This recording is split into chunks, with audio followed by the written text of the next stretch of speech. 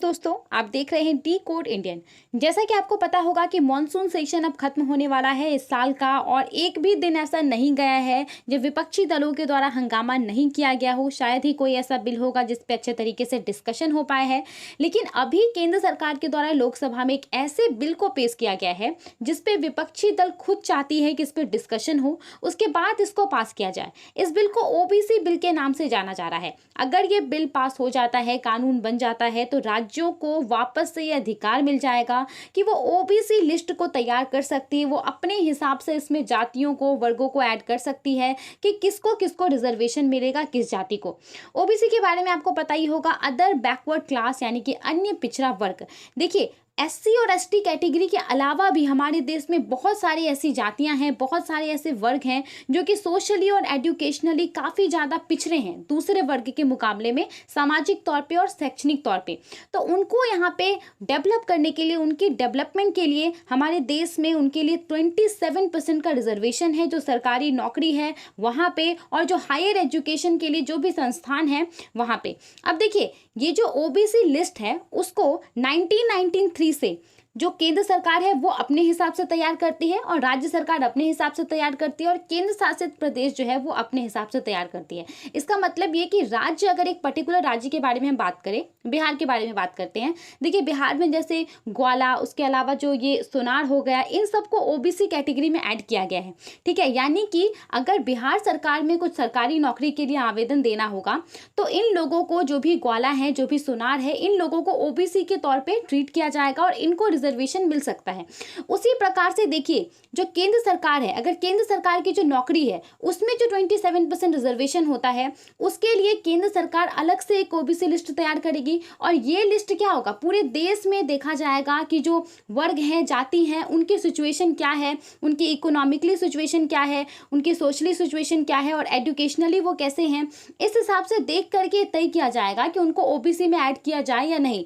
ठीक है, तो ये अलग अलग लिस्ट होता था जो 1993 से केंद्र सरकार के द्वारा और राज्य सरकार के द्वारा अपने अपने स्तर पर तैयार किया जाता रहा है। 2018 में क्या होता है, भारत सरकार के द्वारा एक कॉन्स्टिट्यूशन अमेंडमेंट एक्ट को लाया जाता है, 102 कॉन्स्टिट्यूशन अमेंडमेंट एक्ट। बेसिकली देखिए, सबसे पहले तो ये जो national commission for backward classes है उसको ये कॉन्स्टिट्यूशनल बॉडी घोषित कर देता है, और उसके अलावा ये 2 आर्टिकल को इंसर्ट करता है, आर्टिकल 338B और आर्टिकल 342A।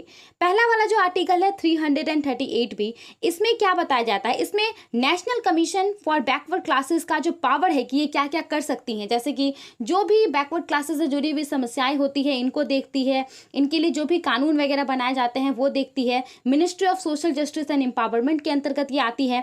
उसके अलावा इसका क्या क्या ड्यूटी है, national commission for backward class का स्ट्रक्चर कैसा है, इन सब के बारे में आर्टिकल 338 भी बताता है। उसके अलावा देखिए, आर्टिकल 342A क्या कहता है, ये कहता है कि आपका SEBC यानी कि जो आपका socially and educationally backward classes का जो लिस्ट है, ओबीसी का जो लिस्ट है, वो यहाँ पे केंद्र सरकार के द्वारा प्रेसिडेंट के द्वारा तैयार किया जाएगा।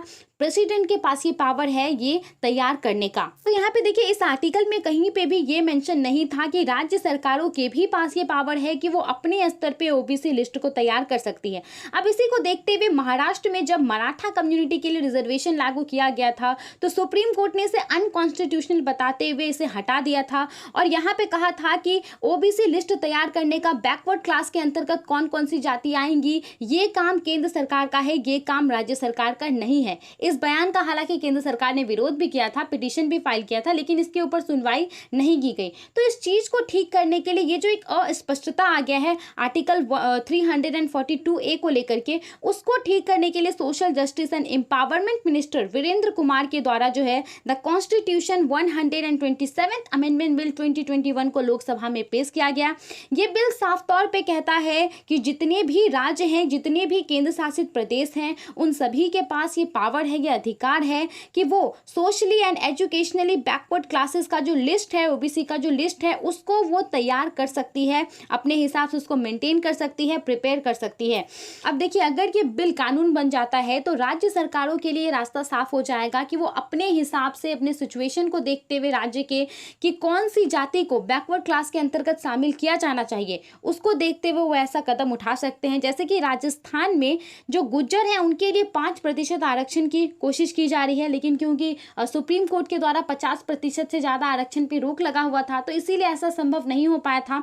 अब ये लोग क्या करेंगे, जितने भी राज्य हैं, जैसे कि हरियाणा है, वहाँ पे जाट के लिए लंबे समय से आरक्षण की मांग की जा रही थी, गुजरात में पटेल के लिए लंबे समय से आरक्षण की मांग की जा रही थी, और महाराष्ट्र में मराठा आरक्षण की मांग की जा रही थी। तो अब ये लोग क्या करेंगे कि इन सभी जाति को, इन सभी वर्ग को बैकवर्ड क्लासेस घोषित करके इन्हें आरक्षण प्रदान करेंगे। तो इसीलिए कहा जा रहा है कि राज्यों के लिए यहाँ पे आरक्षण को बढ़ाने का जो एक मांग था, वो उसके लिए रास्ता बिल्कुल साफ हो गया है। अब आपको ये बताना है कि आप इस फैसले के बारे में, इस बिल के बारे में क्या सोचते हैं।